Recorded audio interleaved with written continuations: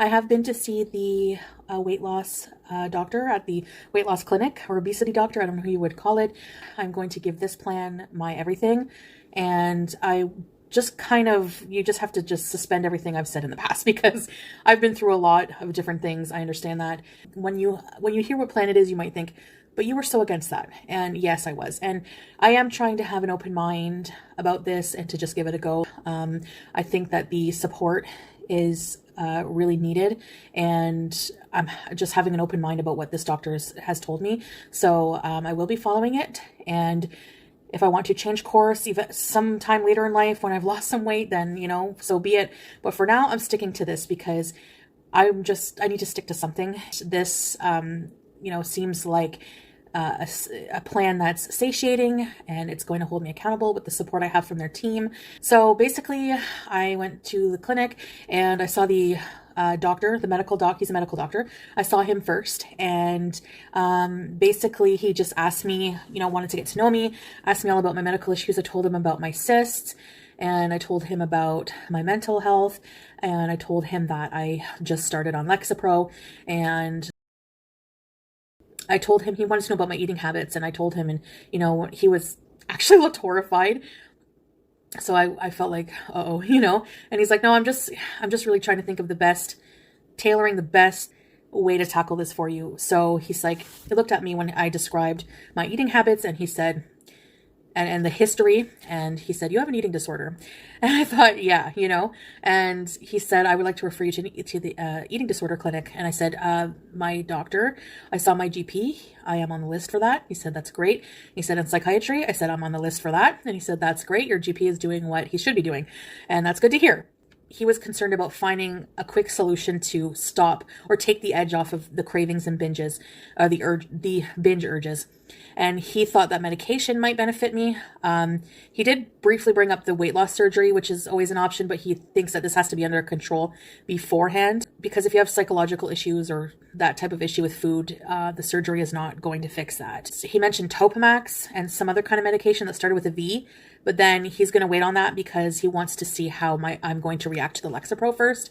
When I told him that Lexapro kind of makes me a bit drowsy. So he's going to wait till the next time I see him. April 8th is when I have a follow-up appointment to really discuss those options further. And he sent me off to the nutritional counselor, who was very nice as well. So she gave me this work booklet. We went through it, understanding your eating habits. Weight management is not simply about calories in and calories out. The type of research shows that the type of calories you consume makes a big difference. The types of calories you eat can and will directly affect the amount of fat you lose, how controlled your blood sugars are, and how satisfied you feel. So he did talk about insulin and how insulin is a hormone, and it people like with me, I'm borderline diabetic, and the whole how carbohydrates affect that and they store as fat. And so while I did ask them, they're not keto, but to me they kind of are, because they're in this booklet here. It mentions you might have bad breath from the ketones. And she also said that we want to get your body into burning fat instead of the carbohydrates. So to me, that is kind of keto, but there are differences, and I'll get to that in a minute. Building good habits, and talks about exercise, intermittent fasting. So right off the bat, and I noticed she did have Dr. Jason Fung's book in her office. She wants me to start with 12-12. So 12-hour eating window, let's say 7 to 7, because I have been on a day schedule. And I mean, I'm tired, dead tired by 10:30, 11, and I love it. And I sleep through the night and I get up. I don't know if it's the medication or what, but something is different. Foods to avoid. So chips, fried foods, honey, stuff like that, So then here's where it gets into my tailored plan for me. So group 1, we have the dairy products, and cheese is not in there. Cheese is in the protein. So this would be like, I'm allowed 2 servings. So we're not counting calories.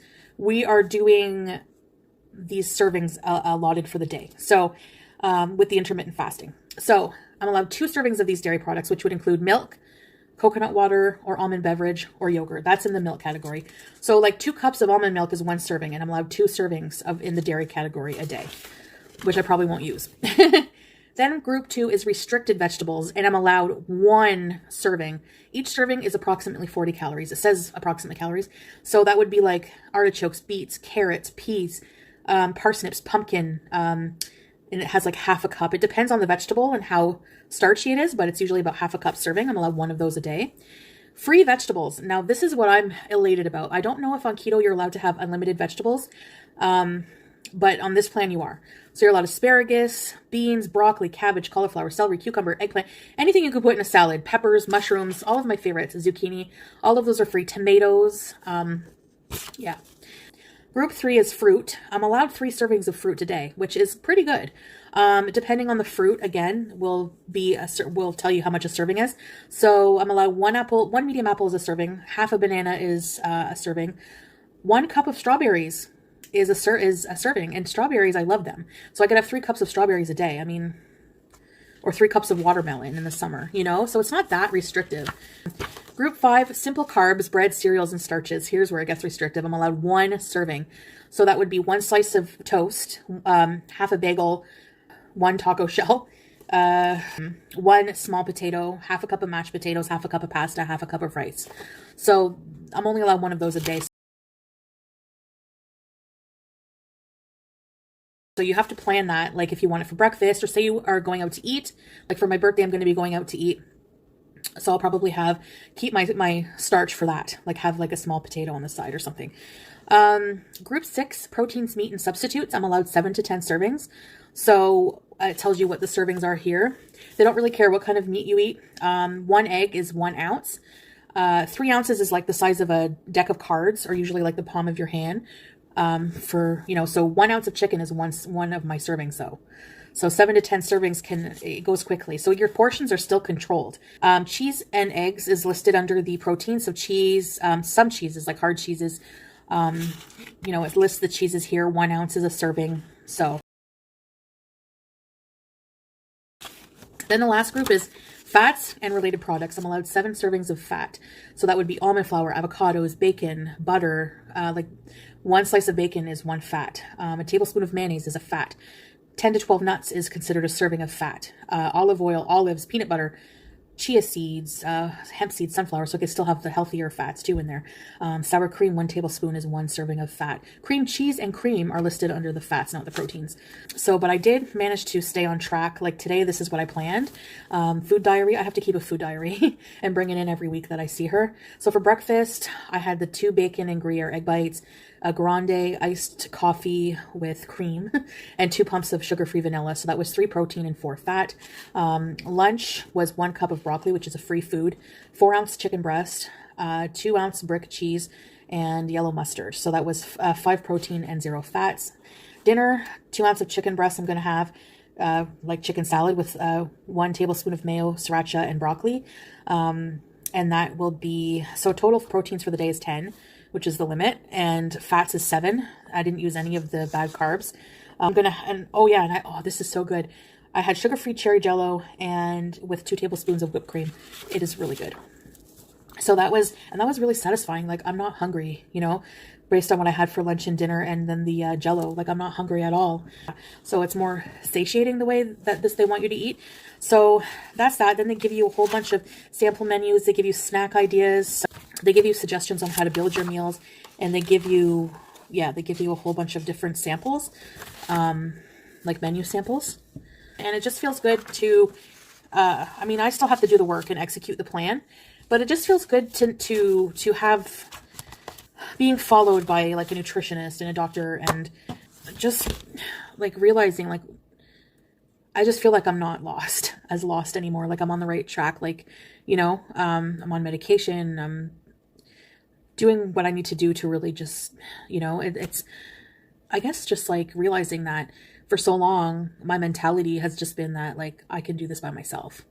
And now I'm treating it more as a medical condition, which it is, and just getting the help I need. So yeah, so I'm going to be doing this. I'm going to be doing this religiously. I'm going to definitely follow this plan, and I'm excited. And I think this will be good for me. So, and the doctor thought that he thinks that the cysts can possibly be reversed if they are due to this hormonal issue, they could possibly be reversed with this type of diet. So just to hear him say that was like, well, it's worth a try, you know? And if not, well, yeah, I have my next appointment with them April 8th, just to give enough time to get started and everything. And, but yeah, so I will see you guys in the next video.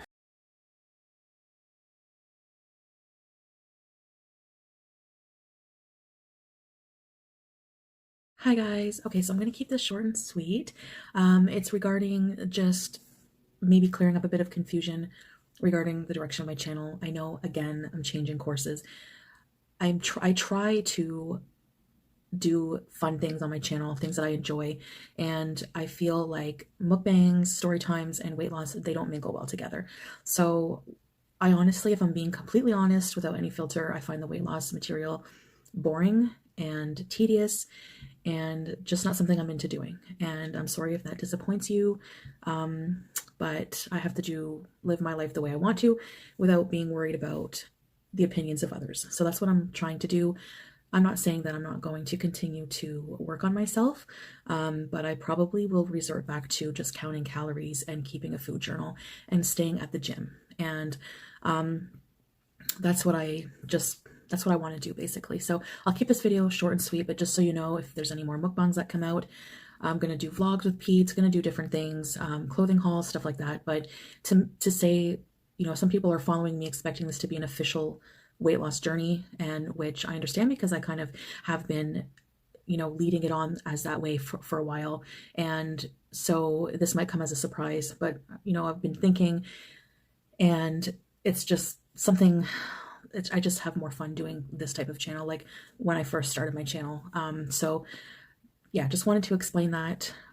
So this is not going to be an official weight loss channel or anything like that. So yeah, I don't know what else to say. I know that will disappoint some people and I'll lose some viewers for that. And I apologize if I let you down in any way. But again, I have to ultimately live my life and do what I want to do. You know, so if I want to eat chicken wings one day or do carb mukbangs or whatever, then I'm going to do it and just deal with getting the backlash. So, yeah, so I guess that's it for now. I just wanted to keep this a short video, but I guess that's it, and I will see you in the next video. Thanks for watching, guys.